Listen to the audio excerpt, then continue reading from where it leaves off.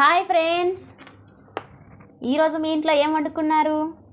మా ఇంట్లో అయితే వేడి వేడిగా టమాటా చట్నీ, ఇగో రైసు, టమాటా పచ్చడి. మీరందరు తిన్నారా? నేనైతే ఇప్పుడు తింటున్నాను మురుకులు. ఇంకేంటి ఫ్రెండ్స్, ఇంకో వేడిగా ఉంది టమాటా చట్నీ, రైస్ తింటున్నా. ఏం వండాలో అర్థం కాలే, ఇప్పుడిప్పుడే వంట చేసిన, ఇక తింటున్నా. వేడిగా ఉంది. మీరు తిన్నారా?